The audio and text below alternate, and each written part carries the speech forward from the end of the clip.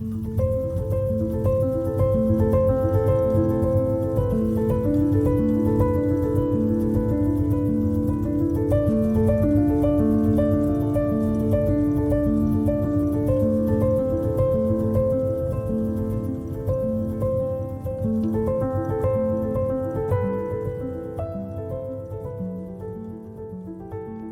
cet épisode d'État d'âme, Juliane raconte son parcours face à l'endométriose et à l'adénomiose.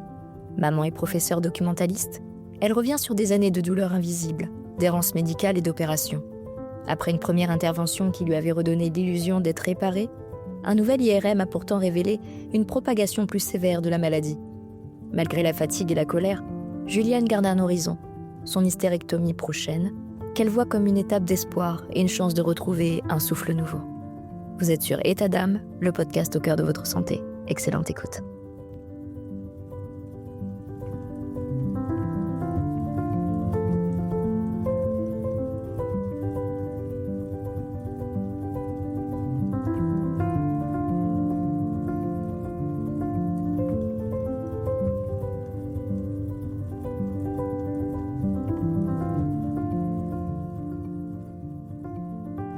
Bonjour, moi c'est Juliane, j'ai 40 ans. Je suis maman d'une grande fille qui a 16 ans et d'un petit garçon qui a 6 ans. Je suis mariée, je suis professeure documentaliste dans un collège et je suis atteinte d'endométriose et d'adénomiose. Je pense que j'ai toujours eu de l'endométriose, même si je ne peux pas le prouver, mais depuis que je suis réglée, c'est-à-dire depuis mes 12 ans, donc il y a une trentaine d'années, j'ai toujours eu mal, mais vraiment un mal, extrêmement mal au point de ne pas pouvoir bouger, ou alors si j'allais en cours, c'était juste des journées horribles. Ça passait pas avec le Doliprane. C'est vrai qu'à l'époque, bon, on me donnait du Doliprane, j'ai jamais rien eu d'autre, mais bref. Et je pense qu'on n'en parlait pas non plus à l'époque de ça, donc pour moi, j'avais pas de point de comparaison. Je peux pas me dire: «Tiens, c'est pas normal d'avoir mal à ce point-là, il faut faire quelque chose». Et puis en plus, on connaissait pas l'endométriose, donc en vrai, j'ai passé de nombreuses années à beaucoup, beaucoup, beaucoup souffrir. Avec le recul, je me dis: «Bah oui, j'avais de l'endométriose déjà depuis le début». Après ça s'est atténué parce que j'ai pris pas mal de traitements hormonaux, certains m'ont arrêté les règles, donc ça allait mieux, ça a freiné, je pense, la maladie. Mais par contre, elle est revenue, avant ma deuxième grossesse en 2017, et puis après ma grossesse 2018-2019, et puis après toutes les années d'après. Parce que je me suis rendu compte que je pouvais plus avoir de traitements hormonaux parce que j'ai une pathologie, neurologique qui me contre-indique ça, mais je le savais pas avant non plus.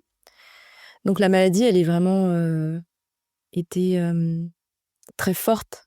Elle a vraiment été très forte à ce moment-là, dans le sens où j'ai eu des douleurs, vraiment invalidantes et aussi chroniques au moment de l'ovulation, par exemple, voilà. Mais c'était vraiment des douleurs, voilà, parfois j'explique que c'est des douleurs où on a l'impression de mourir. Vraiment, c'est des impressions de mourir, c'est-à-dire que je pense pas qu'il y ait de douleur plus forte, et pourtant j'ai accouché 2 fois. C'était pas des accouchements, super simples, voilà, mais voilà, c'est une douleur indescriptible, je pense, tant qu'on ne la vit pas. Donc voilà, là, je savais que c'était pas normal, donc j'ai consulté, une gynéco, qui était ma gynéco de référence. Et là, vraiment, quand on entend des témoignages de patientes qui disent, bah, les gynécos qui nous disent: «Oh, c'est normal, ça fait mal». Bah, j'ai vraiment eu ça. C'est-à-dire que j'ai eu une gynéco, une femme, qui me dit: «C'est normal, nous les femmes, on a mal, donc voilà, vous inquiétez pas. Ah bah, vous saignez entre les règles, bon ça arrive», et puis elle m'a même demandé: «Est-ce que vous avez changé de partenaire? Parce que ça peut expliquer, mais ne vous inquiétez pas, vous pouvez me le dire, ça restera entre nous». Voilà, donc j'ai eu ça quand même. Donc j'avais mal, je savais que c'était pas normal, mais bon, en même temps, on fait confiance au corps professionnel, donc ben, j'ai laissé un peu, couler la chose, et ben, j'ai continué à avoir mal, mal, mal, mal.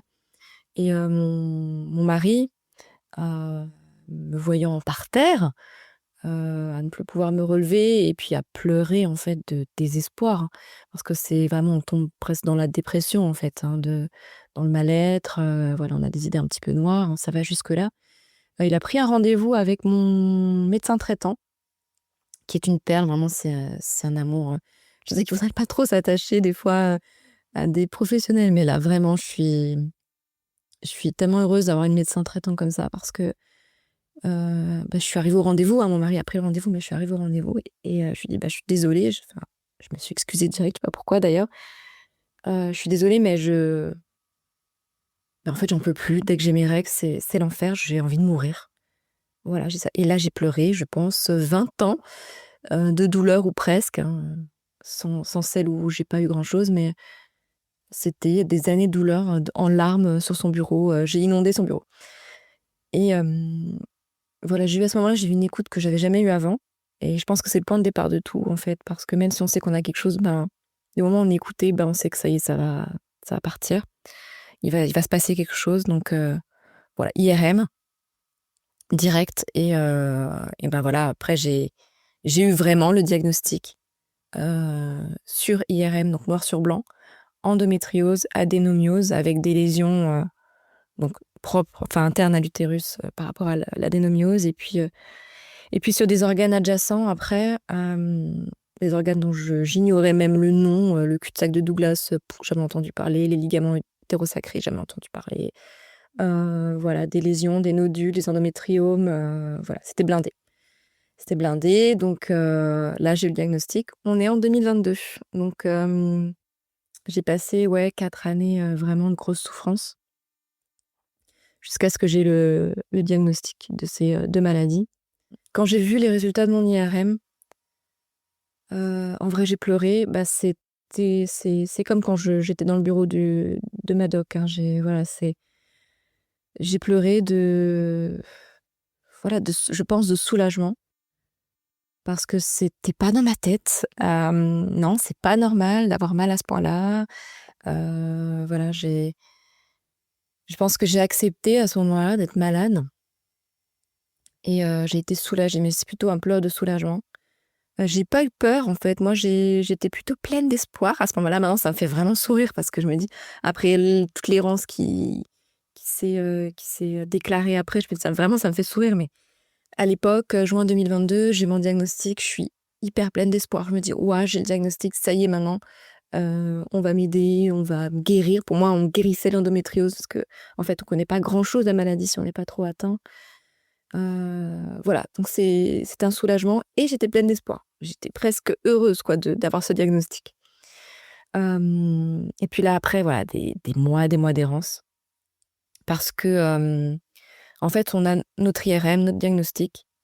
Le médecin traitant, elle ne peut pas faire grand-chose après, voilà, le médecin traitant, donc elle nous oriente vers un spécialiste et là, c'est des mois d'attente parce qu'il faut un gynécologue qui soit spécialisé dans l'endométriose, souvent obstétricien et les mois d'attente quoi, comme, dans beaucoup de cas, hein, médicalement parlant, c'est souvent le cas, il y a des mois d'attente. Bah, bref, donc je sais pas, il s'est passé peut-être 6-8 mois, donc 6-8 cycles affreux. Douleurs chroniques aussi, donc c'est pas que des douleurs pendant les règles, l'endométriose, hein, c'est aussi, des douleurs lombaires, des douleurs pendant les rapports, moi j'avais des soucis à la vessie, voilà, c'est plusieurs mois, comme ça et arrive le rendez-vous avec le chirurgien et à ce moment-là, on fait le point. Alors c'est un très bon chirurgien, il y a pas de souci là-dessus, spécialisé en dos, donc il opère beaucoup de femmes, il écoute beaucoup de femmes, il soigne beaucoup de femmes et là, voilà, je lui ai dit donc on a mis en place un traitement médicamenteux, donc plutôt de fond, alors aussi, pour traiter les symptômes dès qu'on a les crises, mais aussi de fond type, antidépresseurs qui peuvent aider à réduire, la douleur de manière quotidienne, bon sauf que moi ça n'a pas fonctionné et puis il m'a aussi orientée vers, bah, le centre de l'assistance, médicale à la procréation puisque à l'époque, en fait, avec mon mari, on voulait, un autre enfant. Voilà, donc il y a aussi ce cheminement vers ce centre-là où en fait on fait un bilan pour la fertilité, on refait une écho, on fait des analyses et cetera et là, la gynéco spécialisée, donc en fertilité m'a dit que, bah, voilà, moi j'avais très, très peu de chance, mais vraiment, c'était quasi le néant d'avoir un autre enfant, sauf éventuellement si je faisais une FIV. Pour moi, c'était pas question parce que, voilà, j'ai eu la chance et là, vraiment, le mot chance, il est important parce que enfin, je réalise que, voilà, l'endométriose et l'infertilité, c'est bien lié et j'ai eu vraiment la chance d'avoir 2 enfants. J'ai pas trop galéré en plus et je me suis dit: «Non, tu as la chance, tu as 2 enfants». C'est dur parce que c'est quand même un petit deuil à faire, mais tu as 2 enfants et puis tu vas pas t'engager dans, un parcours de FIV où c'est vraiment très douloureux, c'est contraignant pour tout le monde, hein, pour toute la famille donc non. Donc après, il a fallu reprendre rendez-vous avec le gynéco de départ. Donc là, encore des mois. Et des mois de souffrance.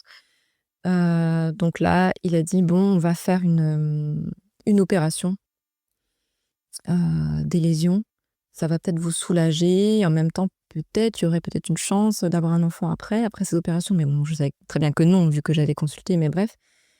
Et donc, il a programmé une opération. Donc, j'ai été diagnostiquée en juin 2022 et j'ai eu ma première opération en janvier 2024. Une opération donc des lésions, des endométriomes. C'est une opération qui a duré plus longtemps que prévu parce que pendant l'opération, ils ont encore vu d'autres choses qui ne sont pas vues à l'IRM. C'est pour ça que c'est vrai que maintenant que je m'intéresse un peu à la maladie, vu que je suis concernée, je me rends compte qu'il y en a plein qui sont diagnostiqués, mais pendant l'opération, en fait, oui, parce qu'on voit pas tout aux imageries. Et donc là, l'opération a duré plus longtemps que prévu, mais voilà, elle s'est plutôt bien passée dans l'ensemble. Et c'est pareil, je souris parce que je me dis, mais je me vois à l'époque, je me dis, c'est pourquoi tu as réagi comme ça? Mais bon, c'est sur le moment. En fait, j'ai été opérée, ça s'est bien passé. Et je sais pas, 2-3 jours après, une fois que les désagréments sont passés, qu'on a les douleurs, mais c'est supportable, je me dis, ouah, ça y est, quoi, j'ai été réparée. Et je me rappelle très bien que j'ai fait un post Insta où, en gros, j'ai noté, j'ai pas osé le relire, j'avoue, il est toujours là, mais j'ai pas osé le relire parce que j'ai un peu honte quand même d'avoir dit ça. J'ai dit: «Ouais, je suis réparée». Je suis comme si, je disais: «Je suis guérie», en fait. Donc j'étais pareil, limite enjouée, j'étais voilà. Donc émotionnellement, ça allait dans le sens où, cette opération, pour moi, dans ma tête, elle m'avait guérie. Physiquement, c'était un peu dur, mais voilà, au bout de 3 semaines, j'avais récupéré. Voilà. Mais j'étais plutôt, dans un bon état d'esprit. C'est pas que c'était fini, mais quasi, fini pour moi. Et puis voilà, avec cette maladie, c'est vraiment la maladie, elle est insidieuse, elle est, vraiment malsaine, quoi, parce que c'est des hauts, c'est des bas, c'est des montagnes russes, on guérit pas vraiment, maintenant je le sais. Donc c'est compliqué psychologiquement, ce qui fait que, très vite, 3 mois après l'opération, j'ai recommencé à avoir des douleurs. Mais autant avant j'avais mal à en mourir, là j'avais mal, c'est on peut pas faire plus que mourir, mais j'avais une douleur, c'était, franchement, je me suis même dit: «J'aurais pas eu mon conjoint, j'aurais pas eu mes enfants, en fait, je me serais foutue en l'air». Vraiment, je me serais foutue en l'air parce que c'est une douleur où enfin, je sais pas, je pense, voilà, il y en a plein qui ont des douleurs comme ça dans différentes sortes de maladies et dans l'endométriose et l'adénomiose, mais c'est une douleur, enfin, je peux même pas la décrire. J'ai un petit flash, moi, qui me revient, c'est, une soirée, un samedi soir, on devait aller, faire une soirée jeu avec chez des amis et voilà, j'allais pas bien, je sais que j'allais rentrer en crise donc mais moi, j'ai dit à mon conjoint, j'ai dit à qui est mon mari d'ailleurs maintenant, et à mes enfants: «Bah, allez-y, moi c'est pas grave, je vais rester à la maison, de toute façon ça sert à rien. Vous allez pas me regarder, avoir mal donc voilà». Et je suis allée prendre un bain et quand je suis sortie, je me suis étalée dans la salle de bain et en fait, j'arrive plus à me relever. J'arrive plus à me relever, et je baignais dans mon sang aussi parce qu'on a fait beaucoup d'hémorragie avec, l'adénomiose et j'avais mal, voilà et j'arrivais pas à accéder à mes médicaments, ni à mon téléphone donc et littéralement, j'ai crevé dans cette salle de bain pendant 3 heures. Et c'est assez dur de se dire, en fait, que, d'en arriver là, quoi, alors qu'on a eu une opération 3 mois avant. Et voilà, quand ils sont rentrés, en plus, mon fils m'a vue par terre. Enfin, c'est compliqué. C'est compliqué à gérer parce qu'on n'a pas envie que nos enfants nous voient mourir, en fait. Donc littéralement, c'était ça. Et voilà, là, j'ai eu un petit déclic. Je me suis dit enfin, non, c'était pas un déclic, hein, parce que le déclic, il est venu après, mais je me suis dit: «Ouais, non, c'est pas je suis pas guérie, quoi. C'est loin d'être fini». Et errance pendant plusieurs mois après parce que mon chirurgien, a été longuement en congé maladie et que, dans le CHU où je suis suivie, des spécialistes endo, il y en a pas beaucoup et que l'autre spécialiste, en fait, il était déjà blindé en rendez-vous. Donc j'appelais tous les mois et pour savoir si je pouvais avoir un rendez-vous avec mon chirurgien, mais à chaque fois, il me disait: «Bah non, il est pas revenu, il est pas revenu». Donc voilà, des mois horribles où en fait, je suis rentrée dans une sorte de spirale de la douleur, quoi. En fait, la douleur, c'est le quotidien. Il y a des moments où ça va mieux dans le mois En fait, vous êtes tellement fatigué, vous êtes tellement à plat qu'en fait, vous n'en pouvez plus, même psychologiquement. Donc, j'ai arrêté le sport, j'ai pris du poids. J'ai été beaucoup en mode cocon chez moi. J'ai vu moins, je pense, mes amis. Voilà, je me suis un peu renfermée. Je parlais plus non plus de mes douleurs. C'est toujours la même rengaine. Donc moi, je disais plus aux gens, j'ai mal, etc. Donc je me renfermais sur moi-même, même si mes proches, vraiment mon foyer, ils voyaient que j'étais pas bien. Mais voilà, une grosse spirale de la douleur, limite dépression, c'est très compliqué. Pendant des mois et des mois et des mois et des mois. Je suis allée reconsulter, parce que du coup, il faut essayer de trouver des solutions. Je suis allée consulter un autre chirurgien dans une clinique cette fois-ci, donc dans le privé. Et c'était horrible en fait. C'était horrible. C'est-à-dire que le rendez-vous, c'était, je sais pas comment décrire ce rendez-vous. Je crois que j'étais pas bien, mais alors en sortant de ce rendez-vous, j'étais vraiment au fond du gouffre. J'ai rencontré un gynécologue qui connaît mon dossier, qui a vu mon dossier, c'est-à-dire mon dossier en entier, pas que par rapport à l'endométriose et l'adénomiose, mais mon dossier neurologique, qui sait que je peux pas prendre de traitement hormonal, quel qu'il soit. 5 minutes, il regarde mon dossier, il me dit, ben, réopérer, ça va pas être possible, c'est trop compliqué, c'est trop difficile, c'est pas possible l'opération, c'est trop difficile. Bon, déjà, pourquoi c'est trop difficile? Je ne sais pas, j'ai même pas repassé d'IRM, donc voilà. C'est trop difficile, donc on va mettre en place un stérilet, ça va couper les règles. Voilà. Alors, je lui dis, bah, je peux pas. Enfin, c'est contre-indiqué, je vais pas faire un AVC. Voilà. Il me fait, ben, on regarde ce que ça donne pendant 6 mois et puis on avisera. Donc, voilà. Bon, maintenant, du haut de mes presque 40 ans à l'époque, je me dis, bon, bah, maintenant j'arrive à dire non. Je dis, bah non, voilà, désolée, mais j'ai pas envie de jouer avec ma vie et de me dire, ah, bah tiens, c'est un AVC ou t'as pas d'AVC pendant 6 mois? Ah, bah, si t'en as pas, c'est cool. Non, voilà. Donc, je suis sortie de ce rendez-vous et c'était vraiment, je pense, un des pires moments de ma vie où là, je me suis sentie perdue, pas entourée, voilà, pas écoutée, même dénigrée dans mes besoins, en fait, et dans ma dans mes enfin, dans ce que je suis, médicalement parlant aussi. Donc c'était compliqué. Hem, voilà, après c'est reparti pour quelques mois. Voilà, vraiment vraiment difficile, psychologiquement aussi. Hem et puis mon chirurgien est revenu.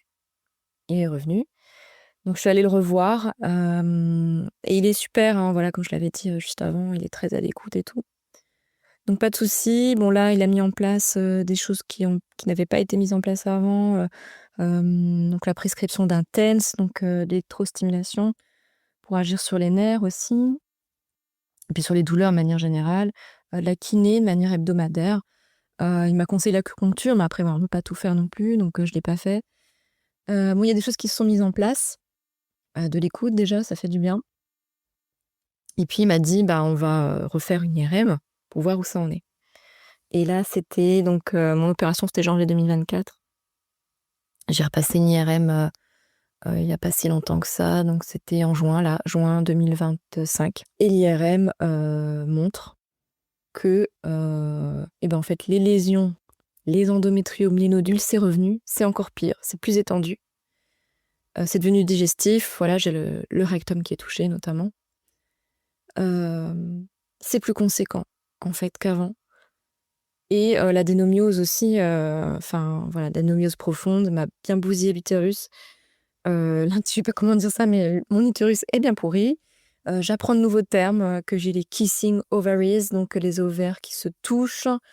Bon, on m'avait déjà enlevé une trompe pendant la première opération, mais là, c'est mort. Voilà, donc j'apprends en vrai pour moi, vraiment, je suis pourrie d'intérieur. Je suis pourrie d'intérieur, il y a rien qui va.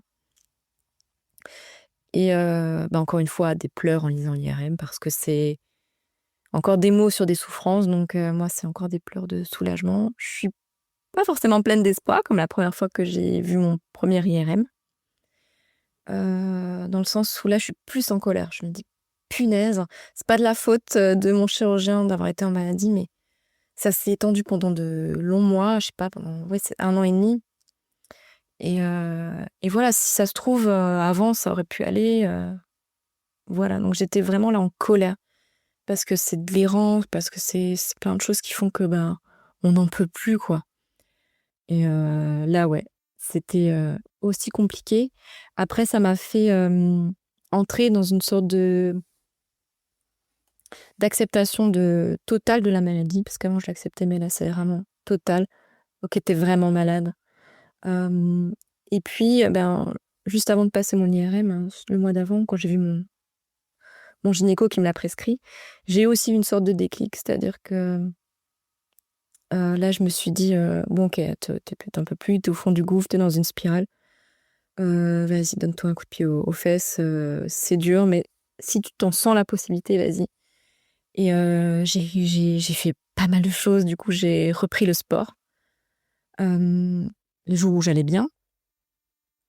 Donc, il y a à peu près, allez, dans le mois, je sais pas, peut-être une dizaine de jours où ça va plutôt bien.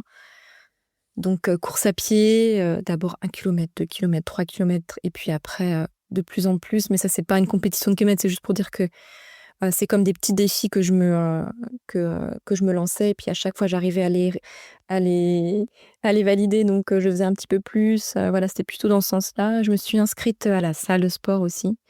Et ça, c'est super, je le conseille parce que même parfois les jours de petites douleurs, en fait, à la salle de sport, on peut adapter ses exercices. On peut faire un peu de renfo. C'est très important de renforcer son corps. Ça, c'est ma kiné qui me le dit toutes les semaines, mais elle a complètement raison, il faut se mobiliser. Donc même si c'est marcher un petit peu sur le tapis ou faire un petit peu de renfo, c'est toujours ça de prix. Et ça m'a fait énormément de bien, le sport, pour le moral notamment, et pour les douleurs chroniques.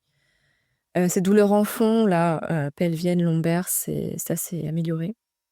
Et puis, enfin, j'ai consulté une psychologue et je sais pas pourquoi j'ai tellement attendu avant, mais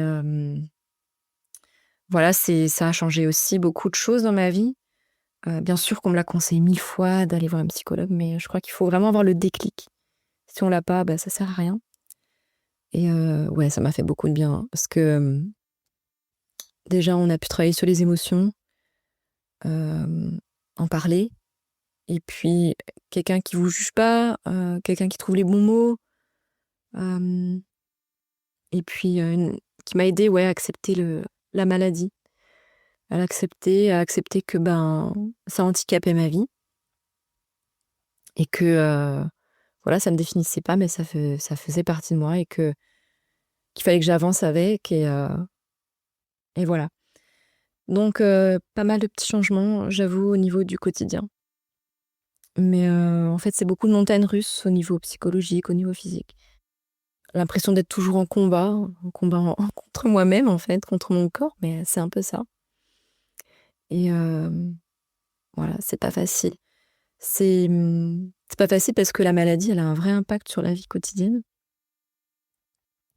Hem, ma vie, je me rappelle plus la vie avant Lando, je me rappelle plus, tellement.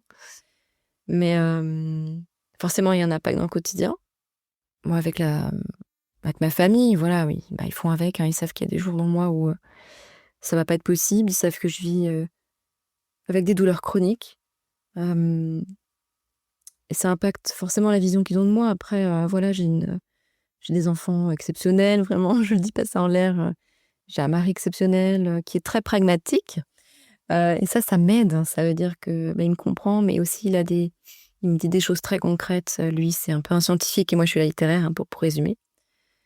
Mais, ça m'aide beaucoup ce caractère un peu opposé à moi parce que ça me soutient beaucoup.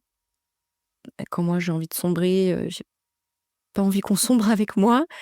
Donc, voilà, il m'aide beaucoup. Mais ça a un impact sur la vie de famille, forcément. Voilà, il y a des sorties qu'on fait moins, on doit programmer un peu les vacances en fonction, enfin, plein de choses comme ça. Après je le vis bien dans ma famille parce que, je suis soutenue, donc c'est pas un poids non plus. Par contre, c'est un vrai poids dans mon travail, ça c'est clair.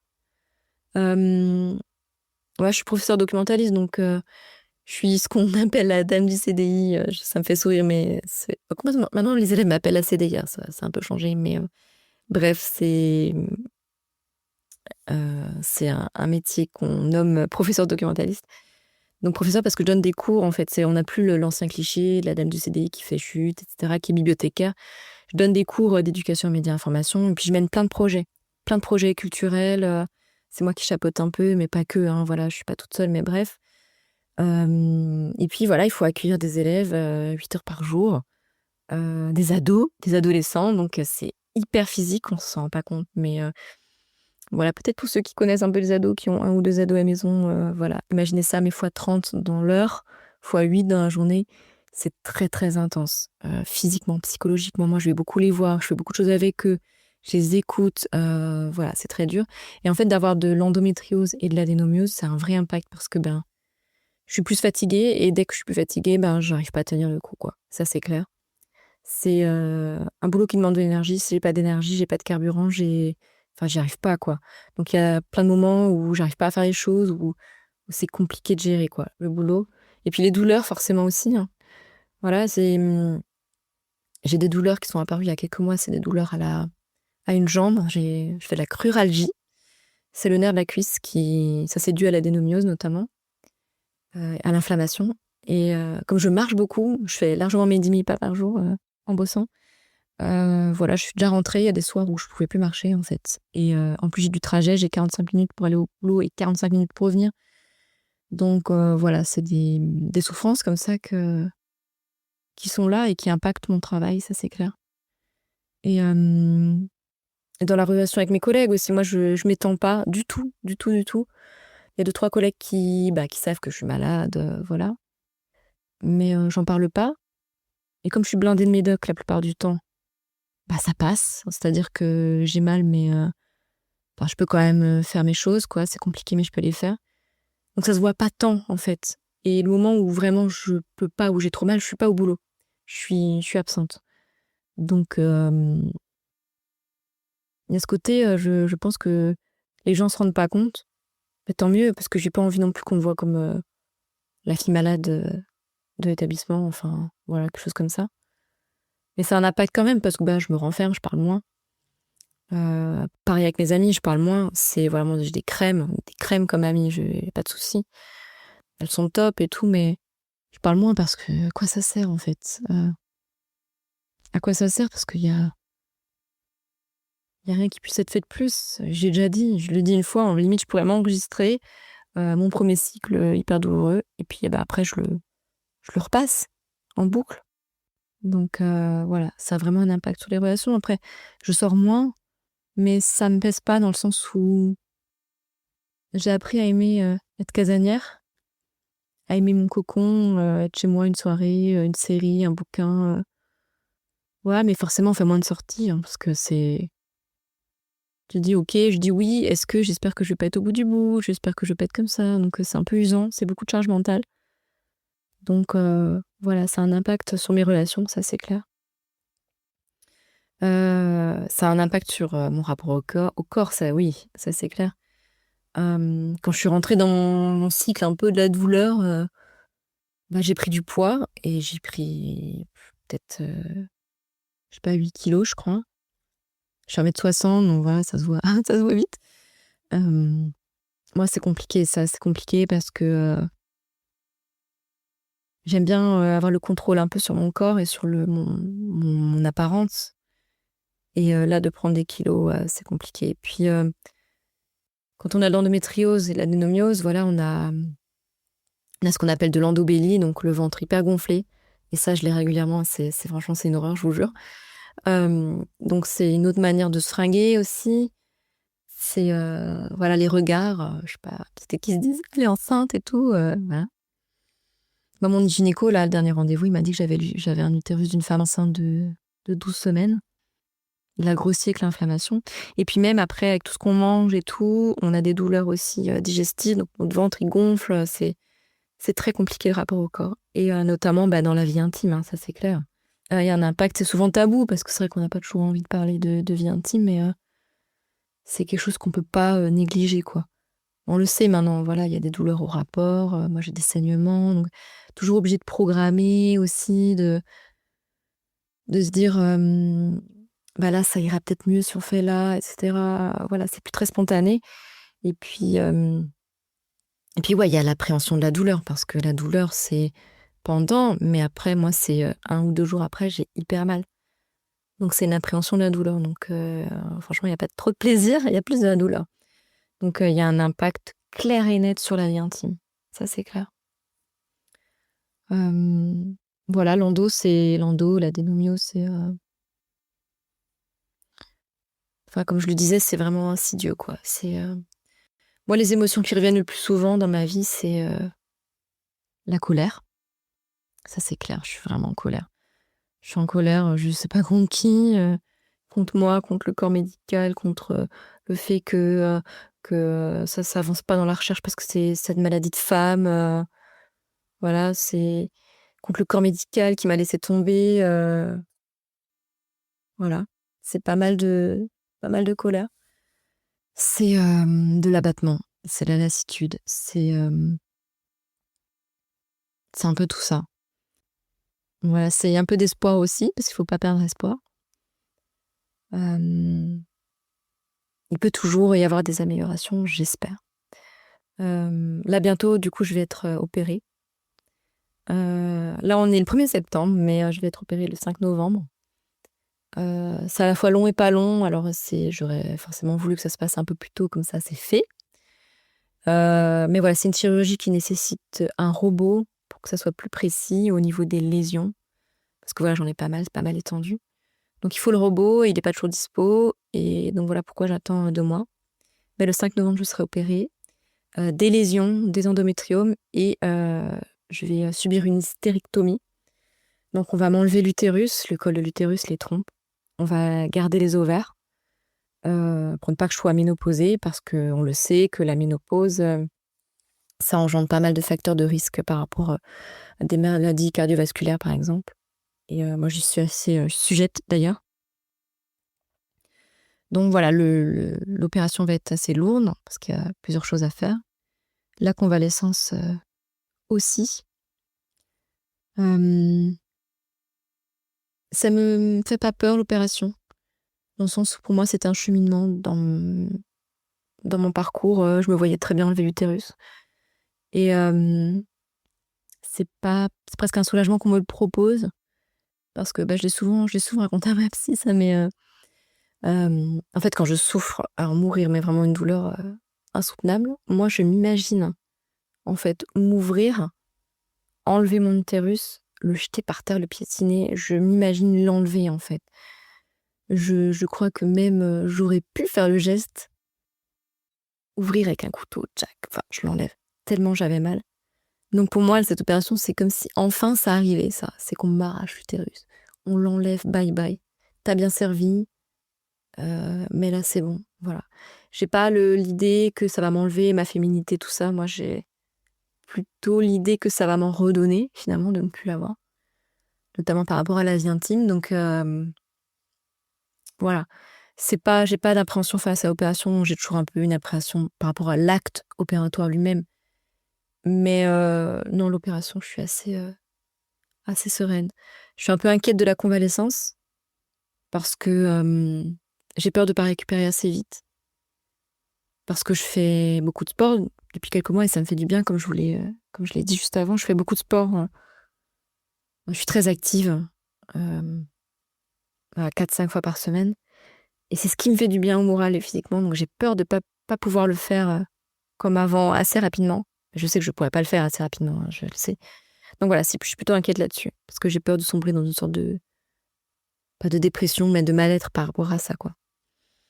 Donc voilà, moi je me prépare un peu aussi à l'après. Je pense que quand on est opéré, il faut se préparer à l'après. J'ai peut-être pas fait assez avec ma première opération. Ou dans le sens, voilà, c'était fait, j'étais guérie, tout ça, et en fait, c'est pas du tout ça. Là, je sais que l'adénomiose, enfin, l'endométriose, pardon, on n'en guérit pas. Donc ça sera toujours là. J'espère avoir moins de douleur aussi, puisque je vais plus avoir mes règles. Donc voilà, que l'adénomiose au moins soit un petit peu plus réglée. Mais voilà, je me prépare à l'après. Psychologiquement, je vais être suivie, je vais avoir ma kiné aussi qui va me suivre. J'avais pas ça avant la première opération. Je vais me préparer un petit programme, c'est-à-dire que là, j'ai 2 mois pour tout caler au boulot, tout ce qui est projet de l'année, etc. Donc, je vais tout faire avant. Et quand enfin je pourrai être opérée, et quand je serai en période de convalescence, je ne fais faire que penser à moi. Penser à moi, penser à moi, penser à moi, penser à moi. Et voilà, c'est mon petit programme d'après, mais l'après se prépare vachement, en fait, je pense, si j'avais un petit conseil à donner comme ça, mais c'est vraiment très très modeste, hein. J'ai pas encore l'expérience de l'après-hystérectomie, voilà, mais en tout cas, je me prépare. Et je suis accompagnée cette fois-ci, donc c'est vraiment une grosse différence. Hem, voilà, après c'est vraiment un putain de parcours quand même, mais je suis vraiment pas la seule, je pense, à vivre ça. Hem, Ce qui est bien, c'est que, bah, il existe plein d'endroits, même virtuels, pour, un peu partager ce qu'on vit. Même de lire que parfois, bah, d'autres personnes ou écouter, hein, comme dans les podcasts, que d'autres personnes vivent à peu près la même chose, bah, c'est déjà incroyable. Hem, je parlais des petites stratégies que j'avais mises en place pour gérer un petit peu, les moments difficiles, voilà, le sport, kiné, le, la psy, tout ça. Bah, il y a aussi, bah, les communautés, quoi, les communautés Insta, les communautés, Facebook, comme, je suis un peu une vieille, je suis encore un peu sur Facebook.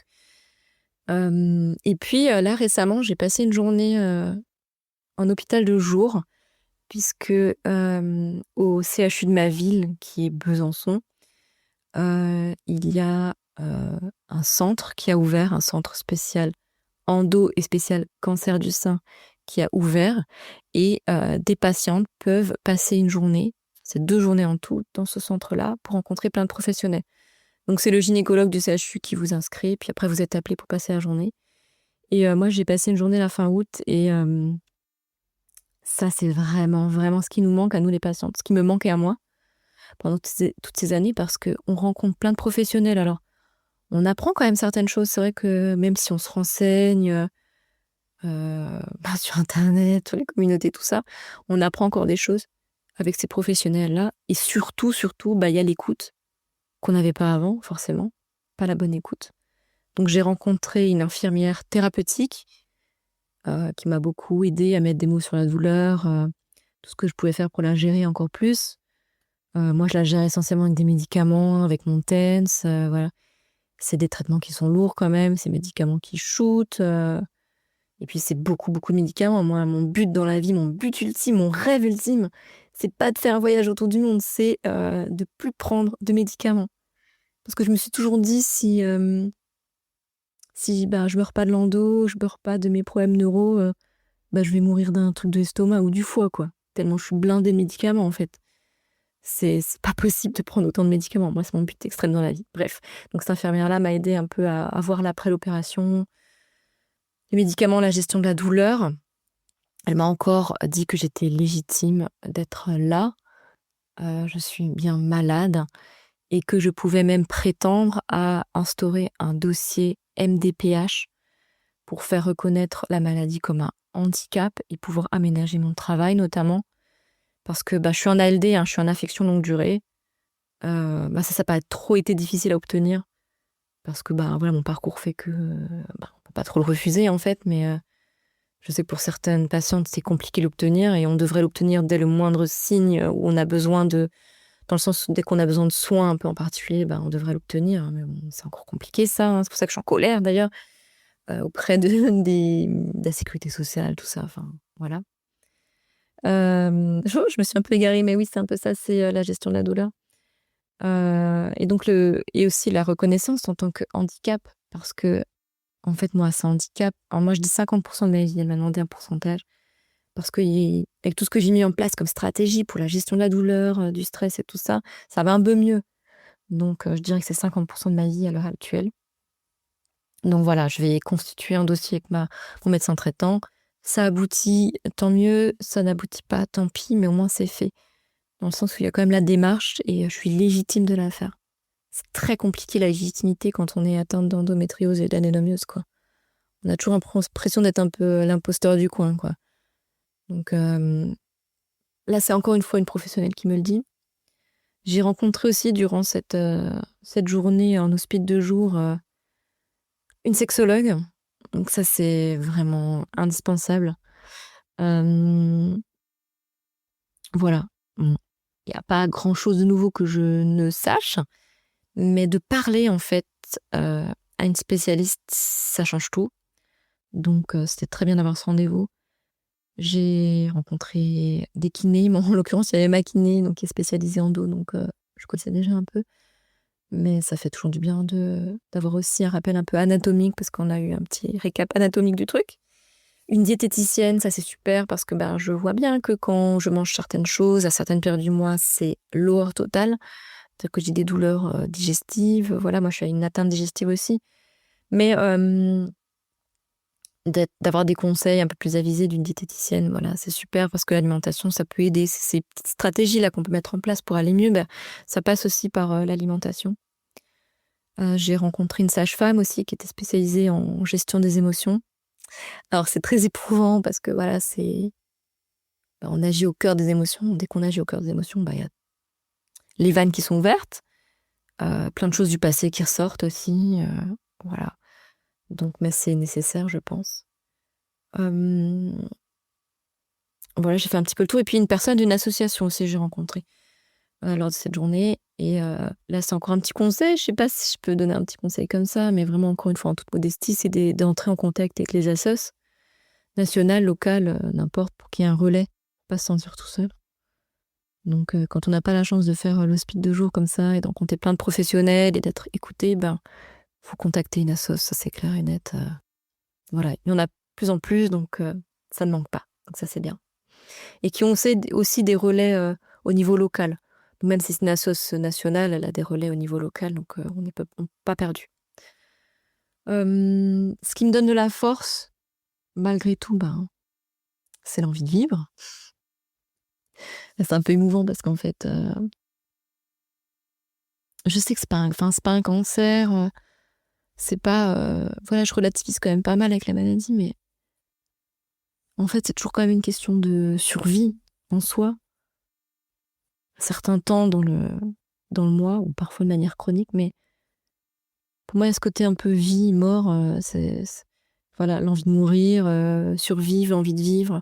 Moi, c'est l'envie de vivre, ça me donne de la force, parce que j'aime ma vie. J'aime ma vie, j'aime mes enfants, mon mari, mon foyer, c'est mon petit cocon, mon entourage. Voilà, j'aime la vie. Si j'avais pas l'endo, je serais beaucoup, beaucoup, beaucoup plus heureuse, optimiste. Voilà, je suis quelqu'un de comme ça dans la vie, mais là, ça fait que je le suis un peu moins. Mais voilà, c'est l'envie de vivre, c'est ma famille, c'est mon entourage, c'est tout ça qui me donne de la force. Et puis, c'est moi-même aussi, parce que, en fait, on est soi-même un moteur, et on peut toujours puiser de la force, même quand on croit qu'on n'en a plus. Et parfois, c'est des tout petits pas, et en vrai, c'est déjà incroyable. C'est aller à la salle de sport quand on a des petites douleurs, et puis essayer de faire bouger son corps, aller marcher 10 minutes, relever des petits défis, voilà. Donc nous-mêmes, on est un moteur, nous-mêmes, on nous donne de la force. Toutes des parcours complètement différents. On peut être diagnostiqué, pas diagnostiqué, diagnostiqué après. On peut être dans l'errance, on peut être tout de suite suivi.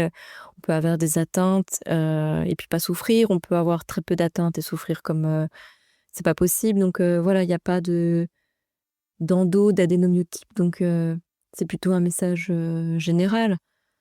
C'est plus, voilà, c'est pas un espoir, c'est pas un message de guérison que je vais donner. C'est plus de pas être seul, qu'il existe plein de moyens d'être écouté, d'être entouré, et que même dans l'errance, voilà, contacter peut-être une assoce locale, nationale, pour être guidé, pour être aidé. Je dirais aussi que si votre professionnel, si par exemple votre gynécologue, il vous écoute pas, allez voir quelqu'un d'autre, en fait, voilà. Il y a pas de mal à aller voir quelqu'un d'autre, à demander un second avis, voilà, cherchez de l'aide, et puis écoutez-vous, parce qu'en fait, on sait que ça va pas, on sait que c'est pas normal, on sait plein de choses, on sait pas les détails, mais on sait, quoi. Donc il faut s'écouter, et les femmes, écoutez-vous. Et puis vous trouverez quelqu'un qui vous écoutera, et puis qui vous guidera dans votre parcours. Voilà, moi j'ai envie de garder un petit peu d'espoir aussi au niveau de la recherche. J'espère que ça va avancer, et que cette maladie, dite maladie un peu de femme, sera enfin au cœur des recherches, et que ça avancera, quoi. Et aussi au niveau de la reconnaissance du handicap, tout ça. Voilà. Mais mon message, c'est vraiment ça, c'est voilà, parler, chercher des communautés, et puis essayer de trouver des petites choses qui vous font du bien. Voilà. Moi, c'est le sport, c'est la psy, mais Ça peut être des petits moments cocon, je sais pas, un spa, un massage. Ça peut être des tout petits trucs comme ça, mais essayez de trouver ce qui vous fait du bien pour puiser de la force, pour avancer. Et petit à petit. Je crois que le message, c'est aussi ça, c'est d'y aller petit à petit. Ça va pas être résolu en une fois, ça va pas être résolu tout court, mais petit à petit, on peut aller vers du mieux, sans doute. Et puis écouter des podcasts comme État d'âme, parce que ça fait du bien, quoi. On entend, on écoute, et puis ça fait vraiment, vraiment, vraiment du bien. Donc merci pour ce travail aussi.